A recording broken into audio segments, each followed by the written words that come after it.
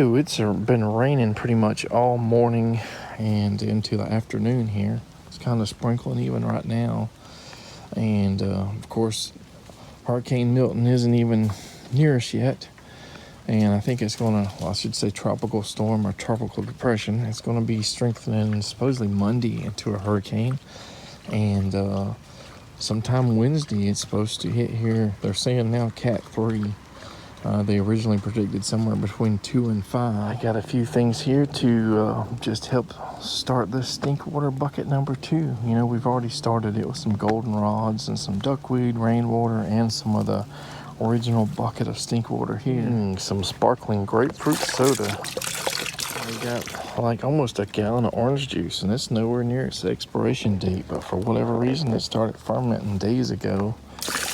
Yeah, we should have took it back, but Winn-Dixie brand, it's almost like $8, $9 a freaking gallon. And some Sweet Baby Ray's. We buy this all the time, so if we forget and leave it out of the refrigerator or something, we'll just stick it in our stink water buckets, and there we go. The last of the avocados, and here's the pit soaking in a little bit of water. Some of them are already starting to split, as you can see there. But with this hurricane coming, probably not the wise idea to plant them out. So we'll just change the water every day to make sure it doesn't get too fermented or anything. And maybe plant them out after this hurricane. We do have 3 more of these buckets. I don't know if they're 25 gallon or what, or 15 or 20, for more potential stink water buckets. It's raining again, as you can see, but hopefully some of the, like the loquat and the fig and all that I just put in the ground recently, and the jackfruit and dragon fruit and the mountain soursop, hopefully are liking this nice drizzly rain. Well, it started raining harder as I was walking out back, and I ran back in. Now it's kind of drizzly again. So this video is several hours in the making so far, from morning to, it's about 3-4 o'clock, maybe 3:30 p.m., 3:45. And I so desperately want to put some shovels in the ground. But even though I'm not doing that now, on Monday I'm supposed to get something that I've been looking for months, that is supposed to be somewhat common in the general sense of things, and in the United States, but a little bit or a lot less common in the state of Florida. Whether or not that's a good thing for this particular plant I'm getting, it could fail, or you never know. But it's one of the top plants that I've been looking for over the last few months. It's been even more hours later. It's about ready to get dark outside. And was kind of hoping to do some sort of video today, and possibly another one tomorrow to figure out that, or to show you guys what we get tomorrow in the mail. Sorry about that. Anyway, as I've probably said 50 times, I get disturbed all the time while trying to do these little vlog videos and stuff. Even if I'm 500, 1,000 foot away from the house. Something happens. Somebody wants to know where I'm at. Just wanted to briefly talk about something like, there have been times when I thought about it, and probably have talked on the garden vlog, I don't know how much though, about getting native pawpaws that are native to, south of the panhandle, not the Semina triloba or whatever that most people think of as the pawpaws, but there are other Florida native varieties that, I think there's even some that are threatened or whatever. There's 1 or 2 that's like the dwarf or something pawpaw that looks very similar to the triloba. Just doesn't get as big. Fruit might be a little bit smaller or something. But I know that like people find them in like the woods in Gainesville and stuff in certain areas. And there are other varieties, like a lot of times you'll find them in the cow fields, the ranches and stuff that are a little bit higher above where we're at, the sandy areas and stuff. Maybe where a lot of the miniature or dwarf prickly pear cactuses and stuff grow. And I got my first seeds, which were probably old when I got them, directly off of one of those native plants in Hawthorne, Florida. And Natalie's parents used to live there. They had like 7 acres, and they probably had a few dozen, if not more, pawpaws, and then their neighbors had pawpaws all around that one area. There's probably hundreds, if not thousands, of at least probably 2 different types of native pawpaws. And I soaked them in water, finally planted them. Haven't so far seen any come up where I planted them, and they probably won't come up, but looking at how it can take up to like 21 months or so for a Seminole triloba seeds to come up after you cold stratify them. It's possible within the next year, but like I said, I don't really expect that to happen. But the more I think about it, the more I really don't have to go out of my way to do that. Very few people have said that any of the native pawpaws were good to eat. They're all wildlife, like gopher tortoises and stuff. Eat them and spread them where they're at, or they grow all the time, and that's most likely what spreads them there, because they had a bunch of gopher tortoises. But I think that I'm not going to go out of my way to get them or pay a lot of money to get seeds or seedlings or anything like that. Hey, I might, something might change in a few years, and I might say, oh, I really do need them. But for right now, it was the end of this second season on here, our season 2 of the garden vlog. We're trying to figure out what we want, what we don't want. Are we gonna say, hey, we need to cut back on this, or not get this that we were thinking about getting? Try to move forward to like vegetable and root tubers and stuff like that. I think that a couple people have hybridized the Florida native, below the panhandle with the panhandle and above trilobas, and I don't think anybody was really impressed with the fruit quality. And there's some people that are trying to make ornamental plants by crossing the prettiest ones, or the ones with the coolest flowers, with something like the trilobas. Where I'm at, we really don't have gopher tortoises. We might have them a mile from here where it's higher land, but we don't have them in the swamplands. I've seen maybe 1 or 2 in over 40 years just sort of going through our property or something here, maybe when it was really dry, but have never had any call this swamp their home. And I've also got to think that if we have some successes with the grafted avocados and all, we absolutely do not need 40 or 50 varieties, especially spending so much money on grafted types. There's type A, type B, and even if you don't have both types, you'll get some level of pollination, because one of them starts as a female flower and turns into male over time. The other one starts as a male flower and turns to female over time. And during that cross section where there's some male and female flowers at the same time, they will get a certain level of pollination. With that said, we do have both A and B types, if they all survive. And we're going to do seedlings, hopefully. I've got 3 seedlings. One is an unknown seedling, but it survived in the compost bin. It could be just a non-cold hardy variety that, just because the compost bin was hot, it didn't freeze down. I don't know, but 2 of them are the cold hardy Mexican types. And then we have 30 plus pits that we're trying to root, other than maybe trying to get a replacement for the Mexicola Grand, which we may or may not do. I've called the local nursery that sells them, and all they had was Joey and Lila.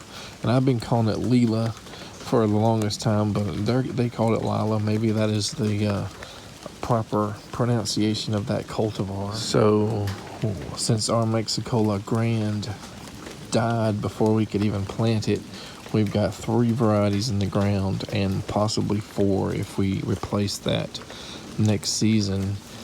And you know, the seedlings are going to take 8, 10 to 14 years or something like that. So we're going to be old and gray before they come to fruit, but it's okay. If we have 1, 2, 3 good producing trees, that'll be okay while we wait. And you know, our kids will hopefully inherit something that is, you know, our yard and land that is just full of fruits and berries and nuts and stuff like that. And maybe they can expand on this. Maybe they'll be more financially successful, and maybe they can buy some of the properties around here and just make a big giant fruit land here. But we can only go so far before we have to really start putting some effort into learning how to maybe do carrots, sweet potatoes better, regular potatoes, you know, and other, you know, squash and watermelons and stuff like that. So it can't just be all fruit trees. We need to do some annual gardens and do them well. Hopefully, maybe, I hate doing like corn that requires some sort of pesticides or something. I've tried it before and didn't have that much luck with them. But, you know, okra's good. And there probably are a few other things. You know, I'm not really that much into greens, but I will juice them and make something tasty out of them. Green beans, legumes, stuff like that. I do enjoy. That's something that I would definitely harvest and eat. Maybe a very small amount of cucumbers to try my hands at pickling. Maybe lacto-fermented cucumbers. And I done mentioned legumes, but peanuts, I need, you know, I feel like I need to be successful and grow lots of like jumbo Virginia peanuts, because I love peanuts. I like them roasted. I like honey roasted peanuts. I like them boiled. And peanut butter, obviously. Peanut butter cookies Natalie loves. But I think we're at a point where without like a tropical greenhouse or something, we're getting to a level where we generally need to slow down and change gears. And these are my Jabota Cabas, and I really hope that we can keep these guys alive in the ground. These are the red hybrids here. These are the Sabars, which take forever, but they're more cold hardy. But like I've said it a few times already, getting more Cattleya guavas and stuff that do well here, possibly expand on the pineapple guava thing, even though, you know, Natalie doesn't really like them. I'm still unsure about the pineapple guavas, at least until the improved grafted cultivars come out. And if we don't like them, we may just keep what we got and just not get any more. And I've mentioned, you know, pomegranates is just something that if we had good successes in the past with them, I probably would be more motivated. But the lack of successes, it makes me a little less enthusiastic about going out and spending $200 or $300, $400 on, you know, getting all these plugs and plants. And, you know, figs have gotten me a little bit more excited than pomegranates, because I've had some successes with figs, especially the Celeste. I've had some failures, which I don't know why they failed. Could be nematodes or something. But we've had, you know, 4 or 5 of different varieties that I've just planted here, there, and everywhere that just did not do well. Never even produced fruit. And it's gotten to a point where I don't know how many prime locations I got for figs. So I gave 3 of them away, you know, a few months back for somebody else to plant. So if we can see how they do in a, you know, a little bit higher up, so they won't get as much flooding, but very similar, very close to here. And I'll have access hopefully to the land when they do start producing, so I can test different fig cultivars out.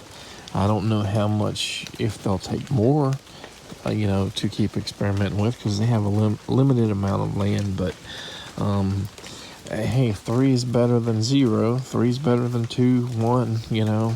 And of course, if you guys been following me even for a few weeks, you know I've been sort of on a banana kick. So I'm wanting to get a couple more cultivars, and if I don't get any by the end of the season, some bigger ones, I may just go out all out, you know, in early summer or late spring of 2025, and just, you know, get 5 or 10 varieties, tissue cultured varieties or something.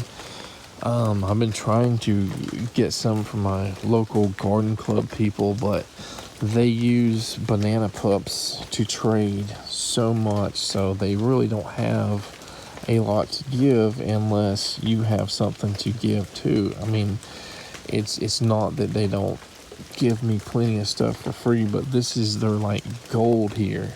This is what they trade to get more cultivars of other bananas and stuff like that. So they're a little bit more, you know, held on to for important things to add to their own permaculture garden. One part of me wants to say, oh, it's too expensive to do a bunch of banana circles or whatever. And yeah, from what I've been talking to somebody that has, I guess, several different cultivars of bananas. And another kid just came out while I'm filming. What? You're on camera. What?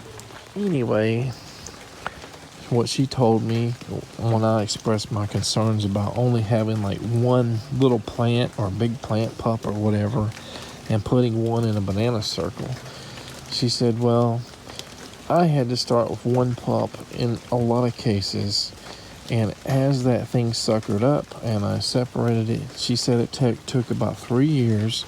After 3 years, you have enough to create a full banana circle, and, you know, in the right weather, in the right circumstances, if you're feeding them sunlight, whatever, and the bananas are happy, they will produce racks of bananas. So it's like a 3-year plan to do that. Now, there are certain cultivars that are known to throw a bunch of pups every year, and then there are other cultivars. I think the High Noon is supposed to not produce too many suckers. So I don't know what the Dwarf Frambois or whatever does, but we'll see, because that's the one I got last time. We'll probably keep videoing this video until we hopefully get that new plant. Like I said, I was hoping to do 2 videos, but didn't get to do much because of the rain today. So at least let's finish off this video with that plant that we've been really looking forward to. I'm looking at the tracking on here, and I'm kind of concerned that that plant will not get here this morning. It is Monday. It's supposed to be here. It's not showing it in our local mail distribution center. This large maple tree that fell, what, a year and a half ago, it's got so rotted, I guess, that it split there. But I'm sure even now we probably can't easily, you know, pull it apart, break it, and get it to small enough pieces to move away. But we have been digging, like, you know, some really composted down, or, you know, probably beetle larvae and stuff has been eating the inside, and their poop basically is like wood fibers, you know, very dirt-like, and we use that quite a bit. Even when we don't have potting soil, just throw some in a pot, you know, to use as dirt, soil filler, whatever.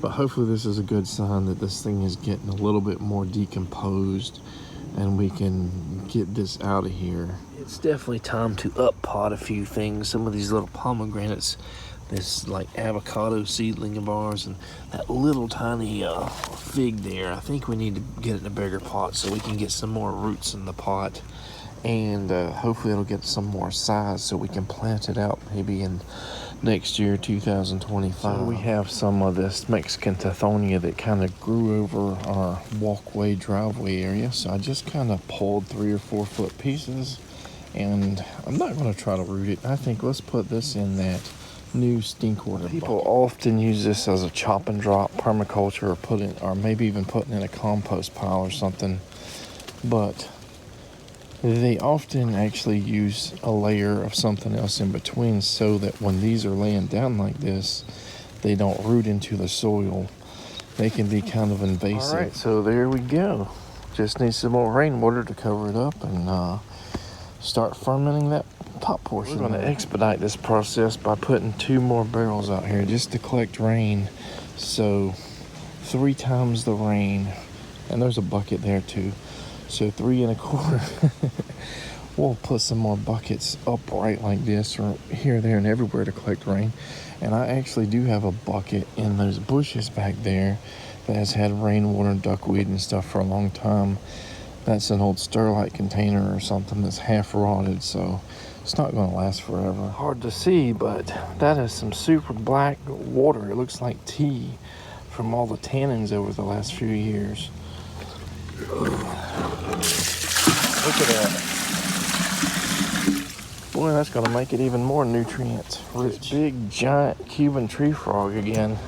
And once they get this big, you see them often until a bird or something gets them. But they do have some level of toxins in their body that, snakes generally leave them alone and stuff like that. Apparently reptiles can eat so many and they build that toxin up in their body, and they know after a few times not to eat them anymore, and that makes them pretty invasive, and they eat the native frogs and lizards and stuff as well. Probably even snakes. My neighbors and people around the neighborhood probably say, "Ooh, he's cleaning up his yard. He's getting these weeds pulled up, and in the ditch and everywhere else. Wow, he's cleaning up his yard." But permaculture isn't about, having a beautiful yard. Sometimes it's about using those resources, those weeds, those herbs, whatever. And, of course, Biden's alba is a weed to many people, but it is a native wildflower and one of the first native pollinator plants for the butterflies, bees, and all the other little insects and stuff that come out. It's one of the most important plants, but it's also a herb. You can make tea with it. You can use it as a tobacco substitute. It's supposed to help you quit smoking, like cigarettes and stuff like that. I don't know. You can eat it as a green, fried with some bacon and stuff. Goldenrods, which is, usually gets the blame for all these colds and allergies and stuff, but it's supposed to be anti-allergy when you make your tea and stuff with them, with the flowers, with the leaves and all that good stuff, and people dry these, sell them in herb shops and all kinds of stuff like that. Probably tea mixes where they mix different things with them. There's a goldenrod honey, I think, that they make with them. That's basically a jelly, I guess. There's a reason I'm hand pulling these guys. There's a reason I'm using a sling to pull them, because I have a lawnmower. It's a mulching blade lawnmower that does not convert to where I can put a grass catcher on it without probably doing some major modifications. So if I want to utilize these things, grass, weeds, goldenrods, Biden's alba, anything else, into a raised bed or compost bin or the stink water, I'm going to have to do this by hand. These things become food for the plants. These things help seed these raised beds with nutrients and stuff like that to heat up the beds. When you put your papayas or bananas or whatever in your bed, and you want those roots to be a little bit warm, especially since you don't have that insulation factor the same as when you just put it in the ground. Whereas the mulching blade, chops it up so finely and just spits it right back out to feed more grass, more weeds, stuff that we're not trying to feed. This monkey wrench bed here. See, look at all these weeds and grasses and stuff I laid back over here. Spanish moss from the storm, sticks from the storms. You know, we're using it to create soil. We're using it to create nutrients. We're using it to create warmth. And these jackfruit and mountain soursop, dragon fruit, plants that can't really take as much cold as some of the other plants like persimmons. And was it the beginning of this season, or was it the end of last season? I can't remember. We used fire ant bombs as an experiment to go on these beds and try to create a faster breakdown of material. And for a while, I didn't think, I didn't know if those ants were going to leave the bed, but they do eventually leave it. And things start growing, and they eat their stuff, they process it, they poop it out. That's faster available nutrients.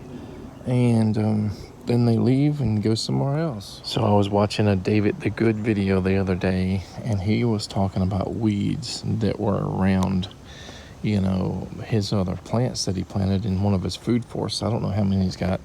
I'm assuming that most of them were in North Florida somewhere.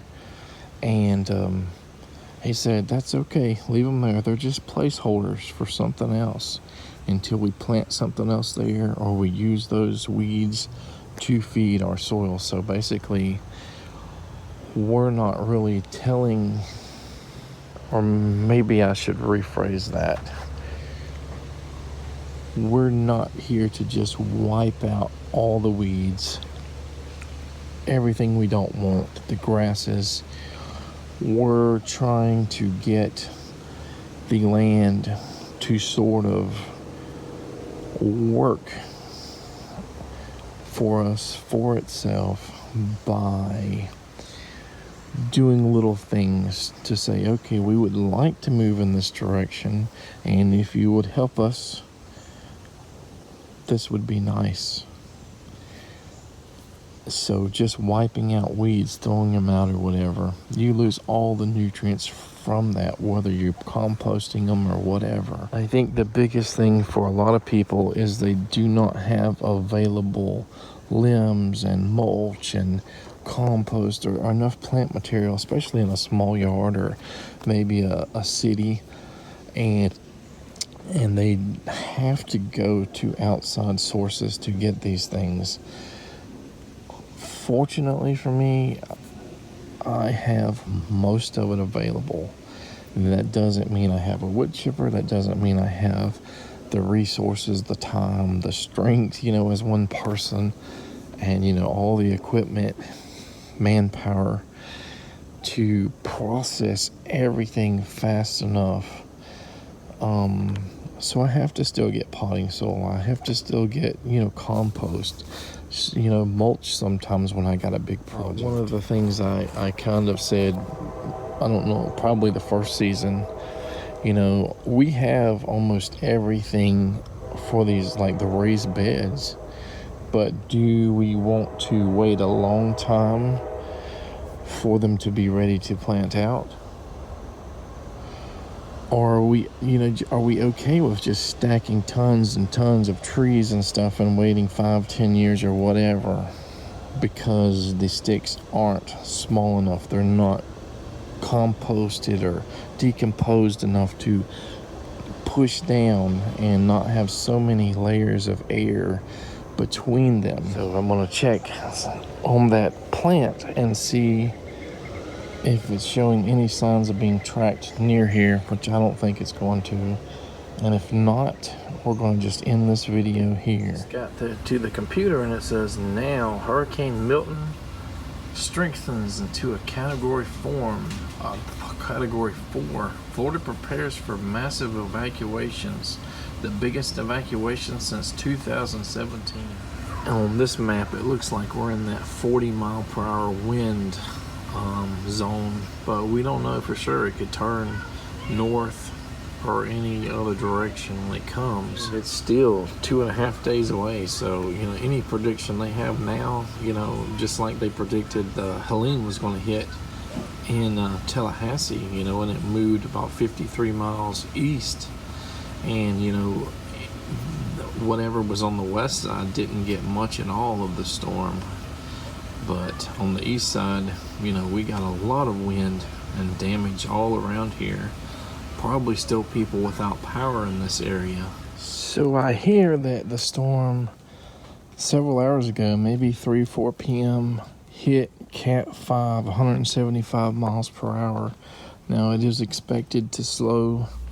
We sort of knew it was going to reportedly have a higher wind speed, and then that cold front or whatever was supposed to slow it down a little bit, I believe. But we came home today, and oh my gosh, the traffic coming the opposite direction. You know, we were going south, and we could see about 2 miles of traffic, bumper to bumper, going north, but we did not go any further to see how far it went. So supposedly at that time it was around 7 to 10 miles a line down I think US 301. Now everything probably between Gainesville and Jacksonville, maybe Ocala, everywhere off of the main roads, those gas stations are crazy. People are just about ready to start fighting, just horns honking, you know, lines down the road of people getting gas. But fortunately, my little gas station wasn't too terribly busy. It was more busy than normal. And we were able to get gas.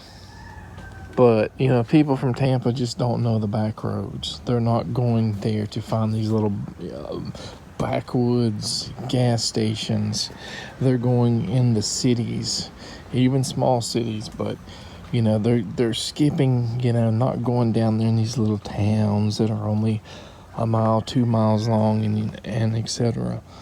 So that's a good thing. At least our locals here are able to get gasoline. Now, the grocery stores, even like Winn-Dixie, which never is crazy during a hurricane, had a pretty high amount of traffic, even higher than normal for hurricanes. But then again, there's people from Tampa and Orlando and all probably in those grocery stores getting all the water, getting all the bread, and all that stuff. Natalie does the Sports Stop bottles because of her disability. They're the easiest to drink. And there was no Zephyr Hills or anything in the store. There was no gallons, not expensive, not name brands, not, you know, the cheap brands or anything. So basically they had the smaller bottles, like the super high priced, you know, bottles like the Kardashian water stuff or whatever that they would probably drink.